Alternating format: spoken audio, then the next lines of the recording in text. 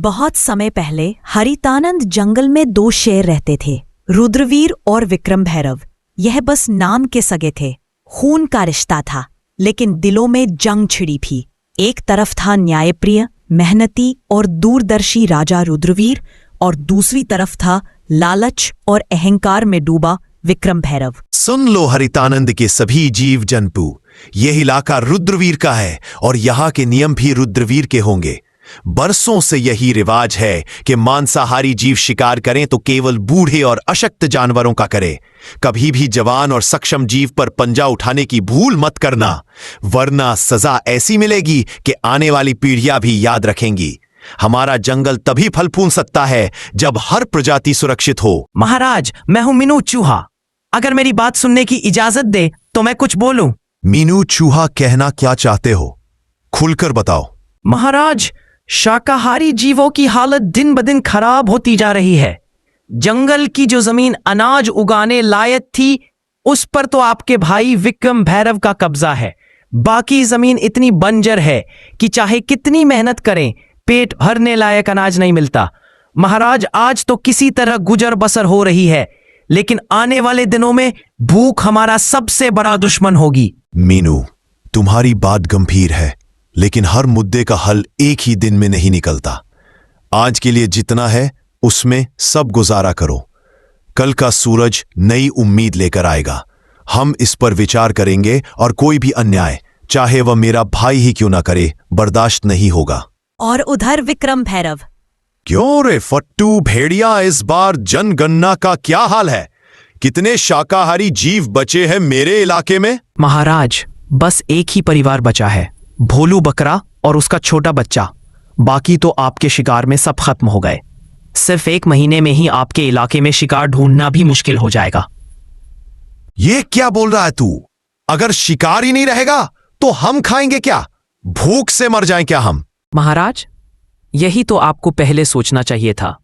जब से आप राजा बने हैं, आपने इतनी बेरहम शिकारी की है कि गिनने के लिए उंगलियां कम पड़ जाएं। अब हालत यह है कि आखिरी बचा शिकार भी आपके बड़े भाई के इलाके में भाग गया है। भागेगा कहाँ? शिकार मेरा है, चाहे वो भाई के इलाके में क्यों ना चला जाए। आज चाहे आसमान टूट पड़े, मैं उस भोलू बकरा को खाकर ही दम लूंगा।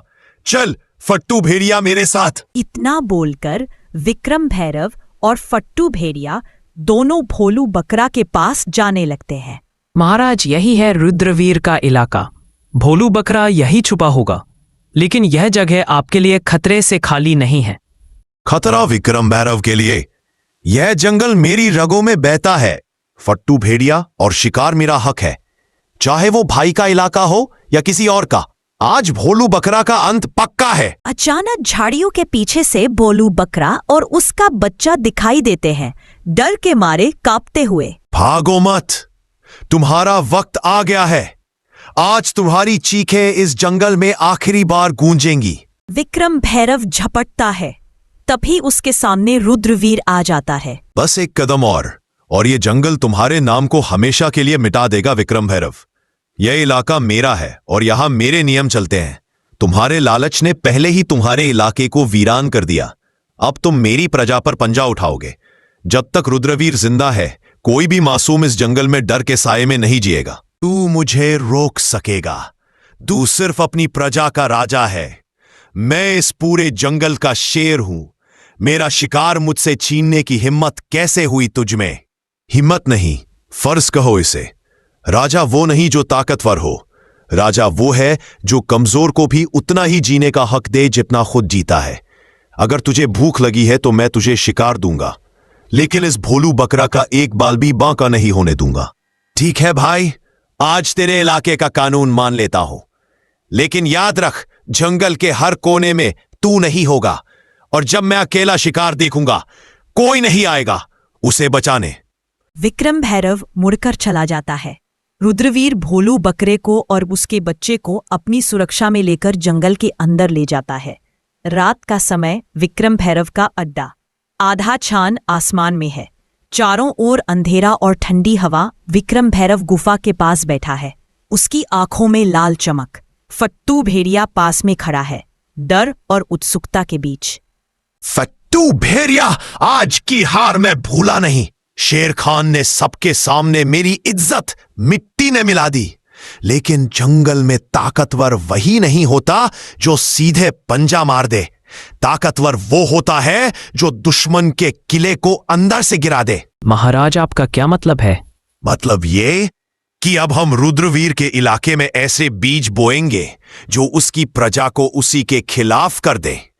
हम पहले उसके जंगल में अराजकता फैलाएंगे, अनाज चुराएंगे, पानी के स्रोत गंदे करेंगे ताकि उसकी प्रजा भूखी और प्यासी हो जाए। फिर जब लोग उसके फैसलों से नाराज होंगे तो मैं आऊंगा उनके लिए मुक्तिदाता बनकर। इतना बोलकर विक्रम भैरव और फट्टू भेड़िया दोनों रात में रुद्रवीर के इलाके में चले जाते हैं और वहां जाकर तालाब में सड़ा हुआ मांस फेंक देते हैं और गुफा से अनाज को चुरा लेते हैं और फिर अपने जंगल वापस आ जाते हैं। तभी अगली सुबह। महाराज, आज सुबह जब मैं सीमा की गश्त पर निकला तो मैंने कई जगह पैरों के निशान देखे। वह हमारे इलाके के नहीं हैं। ऐसा लगता है कि कोई रात के अंधेरे में आया, चोरी की और फिर वापस चला गया। यह सिर्फ पानी और अनाज की कमी का मामला नहीं है महाराज, यह किसी बड़े षड्यंत्र की शुरुआत है। मैंने अपने कानों से सुना है महाराज, पिछली रात पहाड़ी के पार कुछ अजनबी भेड़ियों की बातें हो रही थी। वे कह रहे थे जब भूख बढ़ेगी तो राजा पर शक खुद उसकी प्रजा करेगी। यह शब्द मुझे बेचैन कर रहे हैं। महाराज, हमें जल्दी कुछ करना होगा, वरना भूख और डर हमारी एकता को तोड़ देंगे। महाराज, मैं तो बस पानी लेने तालाब गया था, लेकिन वहां की हालत देखकर मेरा दिल बैठ गया। पानी में से सड़ी हुई बदबू आ रही है, मछलियां ऊपर तैर रही है। अगर ऐसे ही रहा तो ना हम पी पाएंगे ना फसल उगेगी।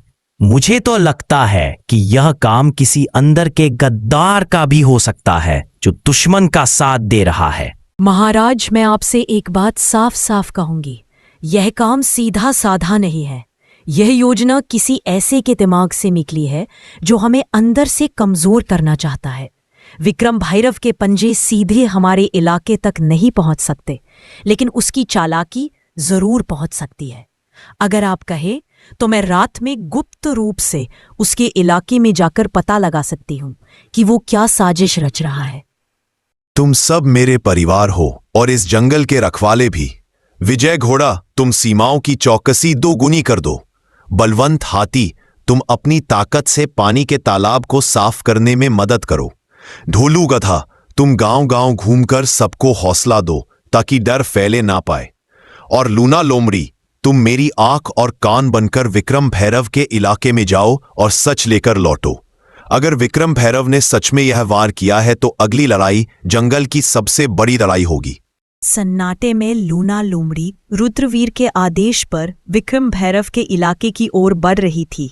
उसके हल्के हल्के कदम सूखी पत्तियों को भी आवाज नहीं करने देते थे। आज उसका हर सांस, हर नजर मौत के साए में थी। मुझे सावधान रहना होगा। विक्रम भैरव के इलाके में जरा सी आवाज भी मौत बुला सकती है, लेकिन सच जानना जरूरी है ताकि रुद्रवीर और हमारा जंगल बच सके। विक्रम भैरव का अड्डा गुफा के पास में विक्रम भैरव और फट्टू भेड़िया धीमे स्वर में बातें कर रहे हैं। लूना लोमड़ी पेड़ के पीछे छुप जाती है। फट्टू भेड़िया, पहला वार कामयाब रहा। रुद्रवीर की प्रजा भूखी और प्यासी है। अगला कदम यह होगा कि उनके बीच झगड़े करवाओ। अनाज और पानी के लिए लड़ाई होगी, तब मैं आऊंगा उन्हें बचाने के नाम पर। महाराज, लेकिन अगर रुद्रवीर को शक हो गया तो? शक से क्या होगा? जब तक उसके अपने लोग उस पर भरोसा खो देंगे वो कुछ नहीं कर पाएगा। याद रख फट्टू भेड़िया, शेर को हराने के लिए उसके पंजे नहीं, उसके दिल पर वार करो। लूना लोमड़ी यह सुनकर हैरान रह जाती है। उसके कान खड़े हो जाते हैं, लेकिन तभी पास में एक सूखी टहनी टूट जाती है और हल्की सी आवाज गूंजती है। महाराज, कुछ आवाज आई। कौन है वहां? लूना लोमड़ी तेजी से झाड़ियों में से निकलकर अंधेरे में गायब हो जाती है। विक्रम भैरव और भेड़िया उसका पीछा करने की कोशिश करते हैं, लेकिन वो लोमड़ी की फुर्ती से बच निकलती है। और अगली सुबह। महाराज, मैंने सब सुन लिया है। विक्रम भैरव हमारी प्रजा को आपसे अलग करना चाहता है। वो भूख, प्यास और झगड़े फैलाकर आपको कमजोर बनाना चाहता है और फिर खुद राजा बनना चाहता है। तो अब समय आ गया है विक्रम भैरव की चाल का जवाब उसी की चाल से देने का। हम उसकी सोच से तेज चलेंगे और जंगल को बचाने के लिए हर कीमत चुकाएंगे। लूना लोमड़ी की खबर ने पूरे दरबार में आग लगा दी। अब शेर खान के सामने सिर्फ एक रास्ता था, एक ऐसी योजना बनाना जिसमें रुद्रवीर की चाल नाकाम हो और जंगल की एकता वापस लौट आए। सुनो मेरे साथियों, आज हम सिर्फ अपनी हुकूमत नहीं बल्कि पूरे जंगल का भविष्य बचाने जा रहे हैं। विक्रम भैरव ने सोचा कि वो भूख और डर फैलाकर हमें तोड़ देगा, लेकिन वह भूल गया कि एकजुट जंगल को कोई नहीं तोड़ सकता। विजय घोड़ा, तुम्हारी रफ्तार पूरे जंगल में सबसे तेज है। तुम सीमा पार विक्रम भैरव के इलाके के चारों ओर गश्त करोगे और अगर उसकी कोई टुकड़ी हमारी तरफ बढ़े तो तुरंत खबर लाओगे। महाराज, जब तक मेरे पैर में जान है कोई दुश्मन इस तरफ नहीं आ पाएगा। बलवंत हाथी, तुम्हारी ताकत हमारी ढाल होगी। तुम अनाज के भंडार के पास रहोगे ताकि विक्रम भैरव का कोई आदमी चोरी ना कर सके। महाराज, मेरी मौजूदगी में अनाज का एक दाना भी इधर उधर नहीं होगा। ढोलू गधा लोग तुम्हें कम आंकते हैं, लेकिन तुम्हारी याददाश्त और सहन शक्ति सबसे बड़ी ताकत है। तुम जंगल के हर घर जाओगे और सबको समझाओगे कि विक्रम भैरव की अफवाहों पर भरोसा ना करे। महाराज, जब तक मेरी आवाज पहुंचेगी कोई भी अपने राजा पर भरोसा खोएगा नहीं। मीनू चूहा, तुम्हारा कद छोटा है लेकिन काम बड़ा। तुम विक्रम भैरव के अड्डे के अंदर घुसकर उसकी खाने पीने की चीजें कुतर दोगे ताकि उसकी टोली कमजोर हो जाए। समझ जाइए महाराज, अब विक्रम भैरव को दांत दिखाने से पहले दांत साफ करने पड़ेंगे। और लूना लोमड़ी, तुम्हारा काम सबसे मुश्किल है। तुम विक्रम भैरव के बीच फूट डालोगी। फट्टू भेड़िए को यकीन दिलाओ कि विक्रम भैरव उसे धोखा देने वाला है और जब उनके बीच लड़ाई होगी हम वार करेंगे। महाराज, विक्रम भैरव को नहीं पता कि खेल अभी शुरू हुआ है। योजना बन चुकी थी। अब ये सिर्फ ताकत की लड़ाई नहीं थी, ये थी दिमाग, हिम्मत और एकता की परीक्षा। जंगल की सांसें तेज हो चुकी थी क्योंकि विक्रम भैरव को खबर तक नहीं थी कि रुद्रवीर ने मोर्चा संभाल लिया है। फट्टू भेड़िए, आज भोलू बकरा मेरे पंजे से नहीं बच पाएगा। जो भी सामने आए उसे रौंद देना। महाराज, रास्ता साफ है लेकिन लगता है कोई हमें देख रहा है। कुछ भी नहीं होगा। अब होगी तो सिर्फ मौत, वो भी रुद्रवीर की। चलो पहले उसके सूखे मांस के बोरे में छेद कर देता हूं, फिर उसके पानी के घड़े में भी। अब देखता हूं कितने दिन ताकत में रहता है। इधर हाथी और लोमड़ी विक्रम भैरव के सामने आ जाता है। रास्ता बंद है। अगर एक कदम भी आगे बढ़ाया तो सीधा आसमान में उछाल दूंगा। मेरे रास्ते से हट जा हाथी, वरना तेरे कान फाड़ दूंगा। कोशिश करके देख ले। हाँ हाँ फट्टू भेड़िए, सुना है विक्रम भैरव तुम्हारे हिस्से का शिकार खुद खाने वाला है। तुम उसके लिए सिर्फ नौकर हो। क्या वो मुझे धोखा देगा? सोच ले, अभी भोलू बकरा तेरे पंजे में आ सकता है, वरना विक्रम भैरव सब खा जाएगा। महाराज, विक्रम भैरव जंगल में प्रवेश कर चुका है। जल्दी चलिए महाराज।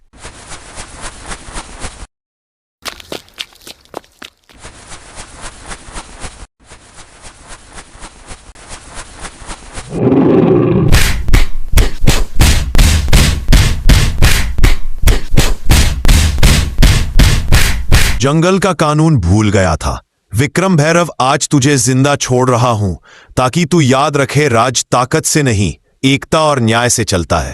रुद्रवीर, तूने मुझे जिंदा छोड़कर गलती की। अब मैं जंगल का राजा नहीं, जंगल का साया बनूंगा और तुझे वही खत्म करूंगा जहां तू सोच भी नहीं सकता। विक्रम भैरव, तेरा साथ देकर मैंने कुछ नहीं पाया। अब मैं रुद्रवीर महाराज के पास जा रहा हूं। फट्टू भेड़िया, पर याद रख, विक्रम भैरव की छाया से कोई नहीं बचता। मैं फिर लौट कर आऊंगा।